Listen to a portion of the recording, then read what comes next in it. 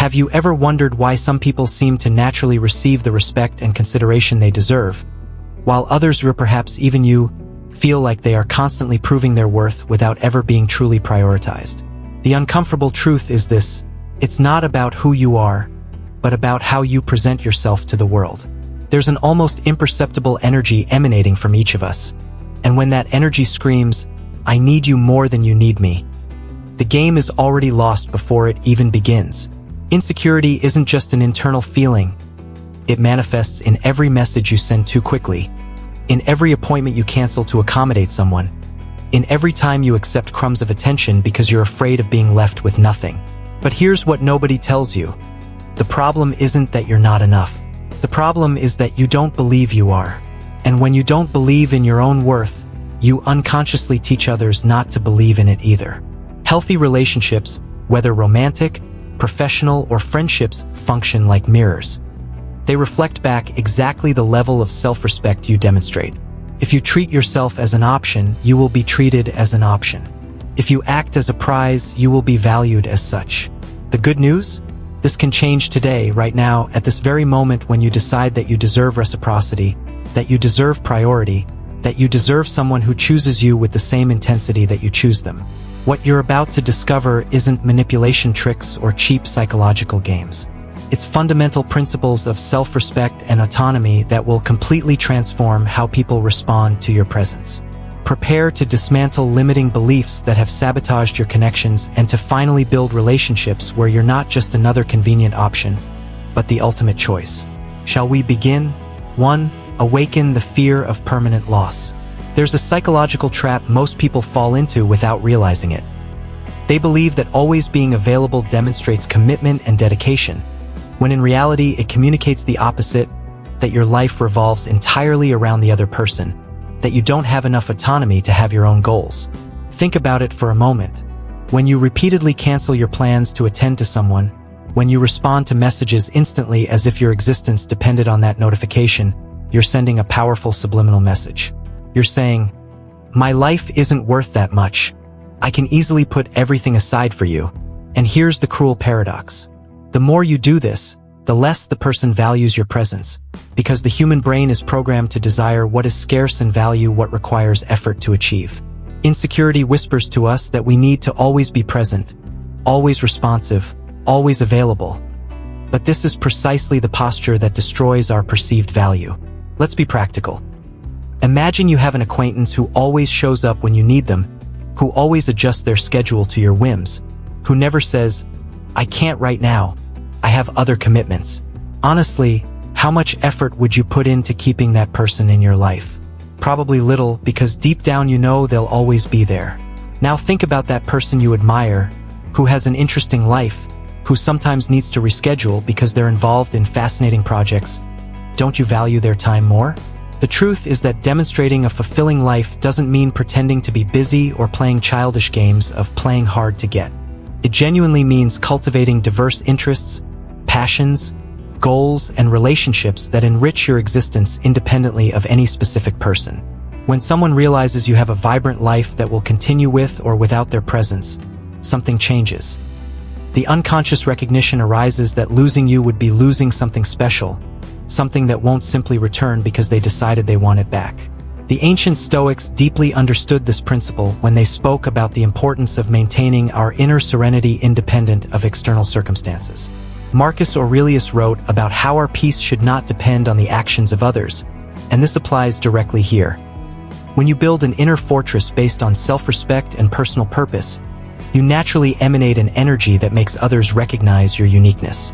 Start today by identifying areas of your life that you have neglected, perhaps that course you always wanted to take, that hobby you abandoned, those friends you haven't seen in months. Invest energy in these areas not to make someone jealous, but because you genuinely deserve a multidimensional life. And observe how, paradoxically, the more you distance yourself from the need for others' approval, the more people begin to actively seek your presence, fearing losing access to someone who clearly doesn't need them to be complete. 2. Maintain your exclusivity.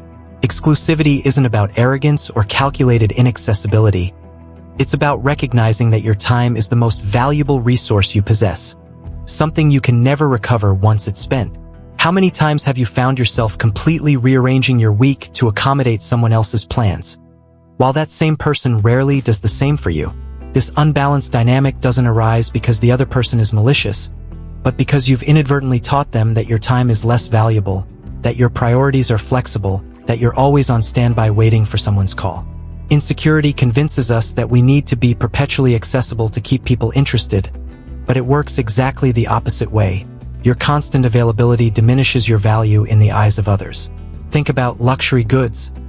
Why do they cost so much? Not just because of their quality, but because of their scarcity, the difficulty of access, the exclusivity of owning them. You are infinitely more precious than any object, so why would you treat yourself as something common and easily accessible? Let's do a practical exercise that can completely transform your relationship dynamics. Start treating commitments to yourself with the same seriousness you treat commitments to others. If you've scheduled an exercise session at 6 p.m., don't cancel because someone suggested meeting at that time. Instead, offer an alternative time that works for your routine. If you've reserved Saturday morning to read that book that's been on your list for months, I recommend starting with Marcus Aurelius' Meditations, which offers profound insights into inner autonomy. Don't abandon that plan simply because someone came up with a last-minute idea. At first, you might feel uncomfortable, that insecure voice saying, "But what if the person thinks I don't care?" Take a deep breath and acknowledge. People who truly value you will respect your boundaries and even admire your ability to honor commitments to yourself. Those who get offended or disappear when you demonstrate self-respect were, in fact, only interested in someone they could control and manipulate at their convenience. The key here is understanding that maintaining exclusivity doesn't mean being cold or distant. It simply means striking a balance between being present for others and being present for yourself. When you constantly prioritize others' needs over your own, you're not being generous. You're neglecting yourself and, ironically, becoming less attractive. People are naturally drawn to individuals with burning passions, ambitious goals, and rich lives filled with diverse experiences. Nobody wants to be the complete center of someone else's universe. It's an overwhelming and frankly boring responsibility. What truly fascinates is someone who has their own orbit, their own planets and stars, and who generously invites you to explore that cosmos together. So start today. Identify 3 areas of your life that you want to develop independently of any relationship and dedicate sacred time to them weekly. 3. Preserve the mystery. There's something profoundly human about our fascination with the unknown, with gradual discovery, with the process of unraveling layers of complexity in another person. However, insecurity often drives us to do the exact opposite. We unload our entire life story on the first date, share every thought and feeling immediately, reveal all our vulnerabilities before any foundation of trust is established. Why? Because there's an underlying fear that if we don't show ourselves completely from the start, the person might lose interest before truly getting to know us. But this logic is flawed. Imagine watching a movie where all the mysteries are revealed in the first 10 minutes. Would you continue watching with the same enthusiasm? Probably not. Mystery isn't manipulation. It's simply respecting the natural process of progressive intimacy, allowing the connection to deepen organically as mutual trust is established. Consider the difference between these 2 scenarios. Person A, on the first date, recounts their entire complex family history, all their past relationships in detail, all their fears and insecurities, all their plans for the future, including how many children they want to have. Person B, in the same context, shares enough to create a genuine connection, talks about their current passions, tells some interesting stories that reveal their character, asks curious questions, and demonstrates real interest, but keeps certain depths reserved for when the relationship naturally evolves. Which person is likely to leave the date wanting to know more, anxiously planning the next date, thinking about those layers yet to be revealed? Emotional autonomy means not feeling the need to be completely known and validated immediately, but having enough confidence to reveal yourself gradually. This not only keeps the interest alive but also protects you from premature vulnerabilities with people who may not yet deserve full access to your essence. Applying this practically, when someone asks about your past, share the essentials without going into every painful detail. Save the nuances for later moments when there's real reciprocity. When the temptation arises to send that long message explaining exactly how you feel after a date, take a deep breath and ask yourself, does this need to be said now? Or can I let my actions communicate this naturally over time? The Stoics teach us about the virtue of balanced restraint, not suppressing emotions, but expressing them wisely and at the appropriate time. Read Sun Tzu's The Art of War. It may seem strange for relationships, but trust me, and you'll understand that revealing all your cards immediately is strategically unwise in any arena of life. Preserve your layers not out of falsehood, but because you are complex, multifaceted, too deep to be fully understood in a few encounters. And this complexity is precisely what makes you fascinating and memorable. 4. Be a treasure that requires investment. There's a powerful psychological principle that few truly understand. People value proportionally what they've had to work for. When something comes too easily, too quickly, without any effort required, our brains automatically classify it as less valuable, disposable, replaceable. Consider children with toys. Those they received effortlessly are left to languish in a corner after a few days, while the one they saved up for months, planned for and eagerly awaited, is treated with reverent care. The same principle applies to human relationships. When you do all the hard work, you always initiate conversations, you always plan dates, you always strive to impress while the other person simply shows up and reaps the benefits. You're robbing them of the opportunity to invest in you, to feel they've earned something precious. Insecurity drives us to do this excessive work because we fear that if we aren't constantly pulling the strings, the connection will simply die. But often it's precisely this one-sided effort that kills any chance of genuine reciprocity. Let's be brutally honest for a moment. Have you ever been in a situation where you made every effort to keep a friendship or relationship alive? You called, you suggested dates, you remembered important dates, while the other person just passively responded. How did you feel when you finally stopped doing all the work and realized the person didn't even notice your absence? Painful, right? But also revealing. Now reverse it. Think of someone you deeply value, someone whose friendship or presence you actively work to maintain. There's a difference, isn't there? That effort you make creates a sense of emotional ownership, of, this person is important and I actively choose to keep them in my life. When you deny people the chance to make that investment in you by always being available, always making things easy, always being the one doing the work, or you inadvertently prevent them from developing that sense of value in relation to you. Start by creating space for others to demonstrate effort. If you always invite people out, stop and see if the person eventually takes the initiative. If you always solve problems on your own, occasionally allow someone to help you and invest energy in your well-being. The concept of balance here is fundamental. We're not talking about becoming intransigent or creating artificial obstacles just to test people. We're talking about recognizing their inherent value and allowing others to recognize it as well through their own actions. Think of successful relationships you know. They all have one thing in common. Both parties feel they've gained something special, both invest continuously, both strive because they recognize that losing that connection would be losing something rare. Marcus Aurelius reminds us that we don't control the actions of others, only our own. So your responsibility isn't to force investment, but to create the conditions where voluntary investment can flourish. Essentially, this means, when someone shows superficial interest, respond cordially but don't reorganize your life around it. When someone makes vague plans, don't be the one to turn them into concrete commitments. When someone demonstrates genuine effort, acknowledge it and reciprocate proportionally. In this way, you naturally filter out who is truly willing to prioritize having you in their lives versus those who only want convenient options. 5. Prioritize your own needs. Here's an uncomfortable truth we need to face. You were probably taught from childhood that being a good person means sacrificing yourself for others, always putting their needs before your own, prioritizing the happiness of others even if it means your own unhappiness. This deep cultural programming creates adults who feel guilty for simply having basic needs, who apologize for setting reasonable boundaries, who accept inadequate treatment because they have been conditioned to believe that their role is to absorb discomfort so that others feel comfortable. Insecurity amplifies this tenfold. If I express that I didn't like this, the person will abandon me. If I say that I also have plans, they will think I don't care. If I ask for reciprocity, they will see me as demanding or complicated. But relationships built on self-annihilation are not real relationships. They are parasitic dynamics where you are the constant host, draining your vital energy to keep others comfortable, while you yourself wither emotionally. Let's do a reflection exercise. Take a notebook and list the last 10 times you sacrificed something important to you for someone else. Now list the last 10 times that person did the same for you.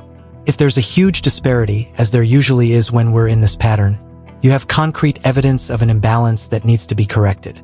Self-respect isn't selfishness. It's basic recognition that you too are a human being with valid needs, legitimate desires, and necessary boundaries. When you're constantly in sacrifice mode, you're not being noble, you're teaching people that disrespecting your boundaries is acceptable, that your needs are negotiable, that you'll always give in under pressure. And here's the crucial point. People who truly care about you want you to take care of yourself. They want you to be happy and fulfilled. They want genuine reciprocity where both thrive. If someone gets annoyed when you express your own needs, it's not a sign that you're too demanding. It's a sign that this person was comfortable with the unequal dynamic where you gave everything without receiving anything proportionally in return. Implementing practical changes. Start small if you're used to always putting yourself last. If someone suggests something you don't like, practice saying, "Actually, I'd prefer alternative," instead of automatically agreeing. If you're tired and someone wants to have a long conversation, it's perfectly okay to say, "I need to rest now. Can we continue tomorrow?" If a relationship requires constantly sacrificing your needs while the other person's are always prioritized, that's a toxic relationship that needs to be renegotiated or abandoned. Read When I Say No, I Feel Guilty by Manuel J. Smith. This book offers incredible practical tools for setting boundaries without guilt. The Stoics teach us about the importance of balanced justice. Just as it wouldn't be fair to completely neglect others, it's also not fair to completely neglect yourself. You're not here to be anyone's emotional doormat.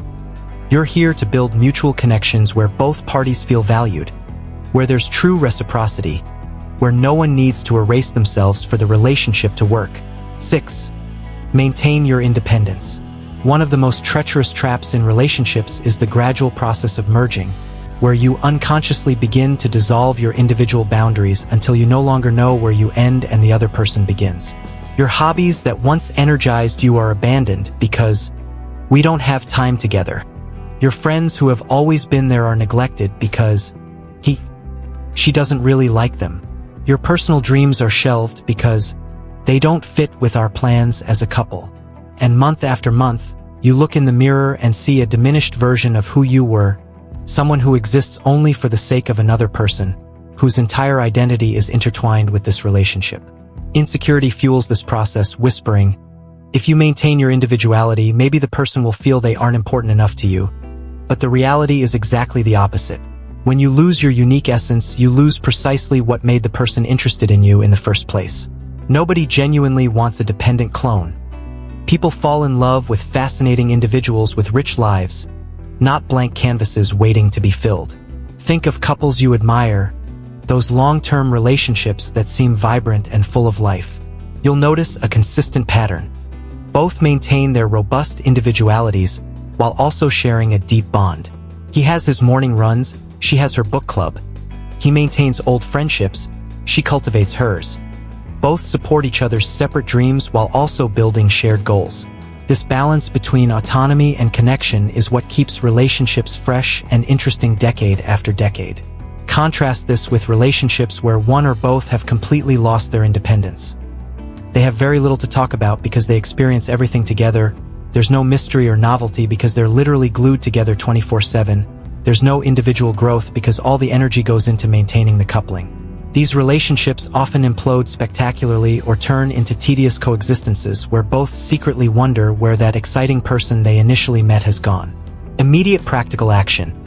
Make a list of 3 interests you had before this relationship or that you've always wanted to explore, and commit to dedicating regular time to at least one of them. Always wanted to learn guitar? Sign up for lessons. Used to play basketball every week with friends? Get back into it. Dreamed of learning Italian? Download Duolingo today. When you do this, several magical things happen simultaneously. First, you reconnect with dormant parts of yourself, feeling more complete and energized. Second, you have new experiences and stories to share, making conversations richer.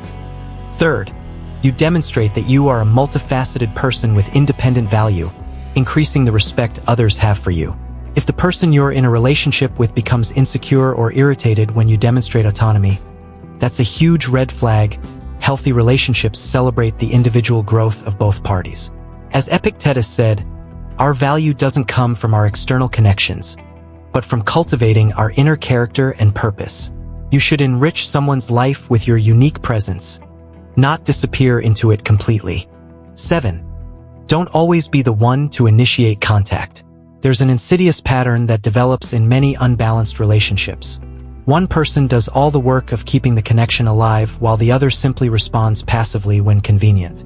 You're always the one who sends the first message in the morning. You're always the one who suggests making plans. You're always the one who checks in on how the other person's day is going. You're always the one who initiates deep conversations. And the other person, they respond, sometimes even enthusiastically, but rarely, if ever, take the initiative to actively reach out to you. Insecurity drives us to continue this pattern because we fear that silence means utter disinterest, that if we stop pulling the strings, the whole connection will simply collapse, that we'll be forgotten if we're not constantly making ourselves present. But here's what you need to understand. If a relationship only exists because you unilaterally sustain it, then you don't actually have a relationship. You have an occasional audience for your need for connection. Let's examine what's really happening when you're always in the initiator's position. First, you're taking on all the emotional responsibility for the connection, which is exhausting and unsustainable in the long run.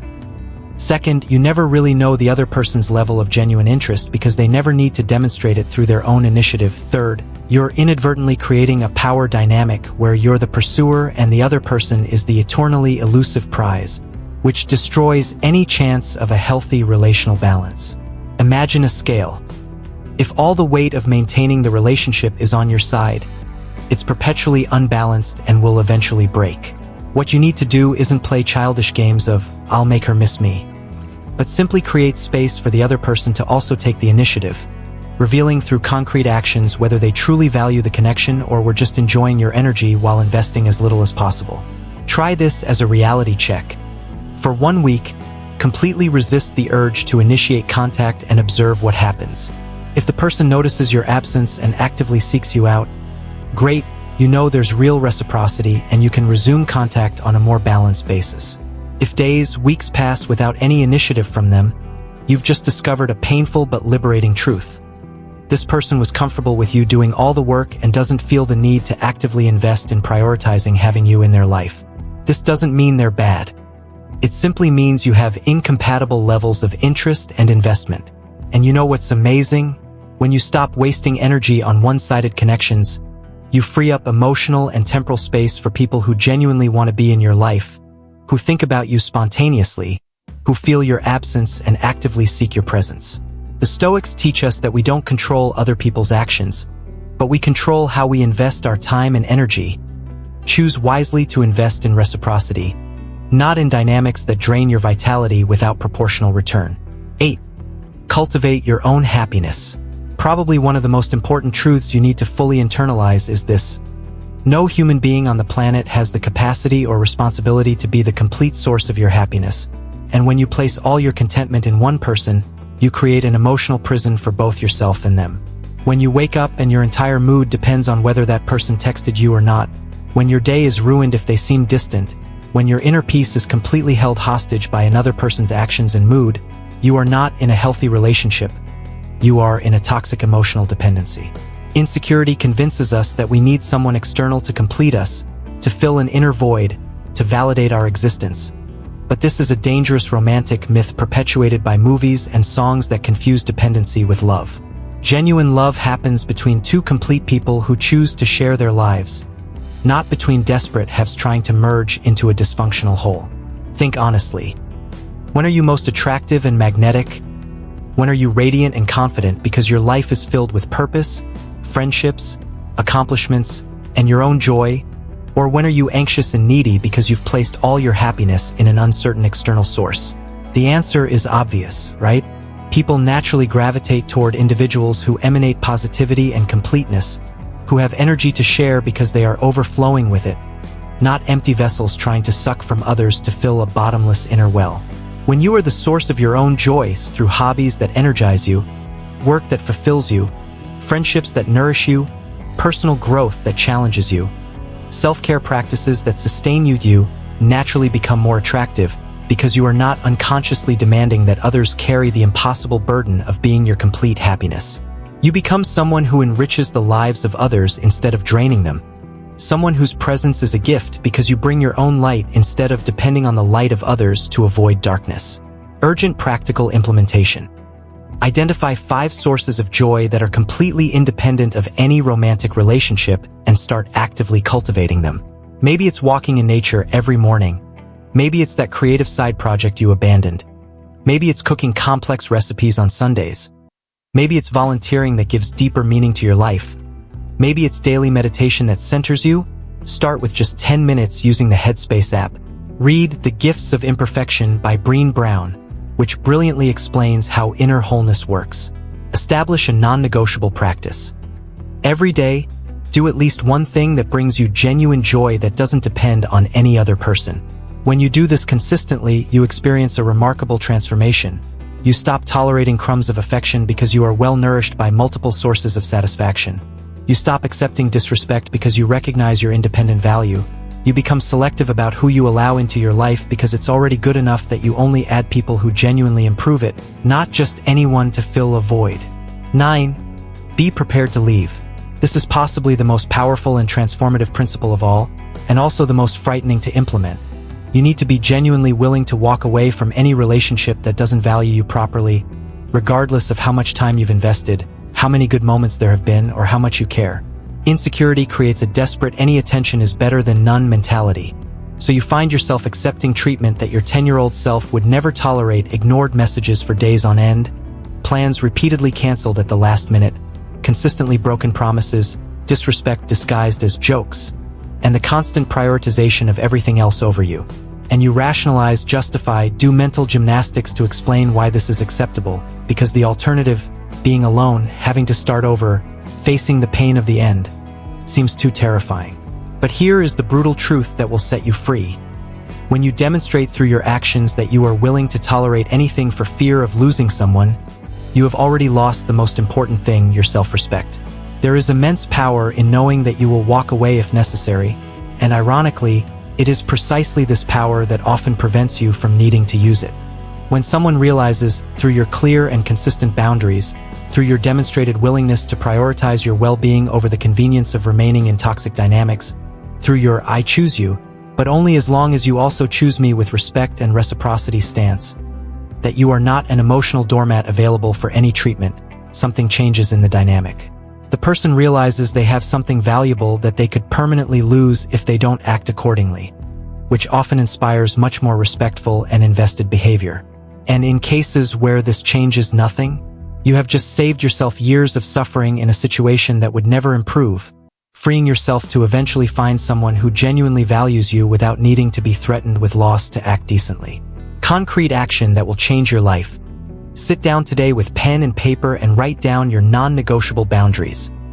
The red lines that, if crossed, mean you're walking away, period. For example, I will not accept being publicly disrespected. I will not tolerate lies or betrayal of trust. I will not remain where my needs are consistently ignored. I will not tolerate someone who constantly leaves me in doubt about where I stand in their life. After writing them down, solemnly commit. These boundaries are inviolable. When someone crosses them, you don't negotiate, you don't give them 23 chances. You simply honor your self-respect and leave. Marcus Aurelius reminds us that sometimes the wisest action is to withdraw from battles that cannot be won, preserving our integrity instead of sacrificing it for lost causes. And remember, being alone temporarily is infinitely superior to being in the company of someone who makes you feel alone, small, or devalued even when they are present. You deserve reciprocity, respect, genuine consideration. And if someone doesn't offer that, you have not only the right, but the obligation to yourself to move on to something better. 10. Avoid excessive emotional attachment. Emotional balance is one of the most difficult skills to master because it requires constantly navigating between two problematic extremes. On one hand, cold detachment that prevents real connections. On the other, excessive attachment that pushes people away through overwhelming intensity. Insecurity often pushes us to this second extreme. We feel something and immediately need to declare it in extensive detail. We experience anxiety and instantly bombard the person with long emotional texts demanding reassurance. We face some minor tension and react as if it were an existential crisis requiring immediate and dramatic resolution. This emotional instability, while understandable when viewed through the lens of insecurity, is genuinely exhausting for the receiver and often results in the very rejection you so feared. Not because your feelings are invalid, but because the way you express them is disproportionately intense for the stage of the relationship, creating pressure and discomfort instead of intimacy and connection. Let's be clear. Emotional authenticity is absolutely essential for deep and meaningful relationships. You must be able to express how you feel, share vulnerabilities, and communicate needs. The question isn't if you express them, but how and when. There's a huge difference between calmly saying, "Hey, when you canceled our plans at the last minute without explanation, I felt undervalued. Can we talk about it?" versus exploding into a series of emotionally charged messages accusing the person of not caring, demanding immediate explanations, dramatizing that this always happens and that you're never a priority. The first approach communicates your needs clearly and rationally, inviting constructive dialogue. The second transforms a solvable problem into an emotional battleground where the other person becomes defensive and distant. The Stoics were masters at this. They recognized that feeling emotions is human and natural, but being completely governed by them without rational filtering is destructive. Seneca wrote about examining our impulses before acting on them, asking whether our response is proportionate to the situation or amplified by irrational fears.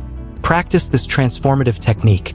When you feel the urge to have a serious conversation motivated by intense emotion, impose a 24-hour waiting period. During this time, write everything you want to say in a private journal, completely pouring out the emotional storm on paper. Afterward, ask yourself these questions. Is this feeling still as intense after sleeping on it? Is my reaction proportional to what actually happened? Am I responding to the current reality or to old wounds being activated? What genuinely needs to be communicated versus what is internal anxiety that I can process on my own? You will often find that after this period of reflection, you can communicate the same need in a much more balanced and effective way. Read Emotional Intelligence by Daniel Goleman to better understand how to manage emotions without suppressing them. Remember, you want to be seen as emotionally mature and secure, someone who has deep feelings but also possesses the ability to process and communicate them constructively. This doesn't mean pretending everything is okay when it's not. It means choosing the right moment, the right approach, the right words to express your emotional truths in a way that invites understanding instead of creating chaos. So, we've reached the end of this journey of self-discovery, but in reality, this is just the beginning of your real transformation. Because information without action is just entertainment, and you didn't come here to be entertained, you came here because something inside you knows you deserve more, that you can be more, that you're ready to finally occupy the space that rightfully belongs to you in your relationships and in your life. Now you have the tools, the principles, the roadmap to move from being a disposable option to assuming your position as a non-negotiable priority. But these tools only have value if you actually use them, if you commit today and not tomorrow, not next Monday, not when you feel more confident, but now, at this moment, to begin implementing these changes. Ask yourself honestly, how much longer will you allow insecurity to dictate your choices? How many more times will you accept crumbs of affection when you deserve a feast of reciprocity? How many years will you waste trying to prove your worth to people who have already decided you're just a convenient option? And here's the most important question. When you finally look in the mirror 5 years from now, do you want to see someone who had the courage to set boundaries, cultivate self-respect, demand reciprocity, and build genuinely balanced relationships? Or do you want to see someone who read beautiful things, mentally agreed, but continued in the exact same self-destructive patterns because change scares them more than miserable permanence? The choice is yours, it always has been. You have the power to completely rewrite the script of your relational life, starting today. Choose one of these 10 principles and implement it this week. Next month, add another.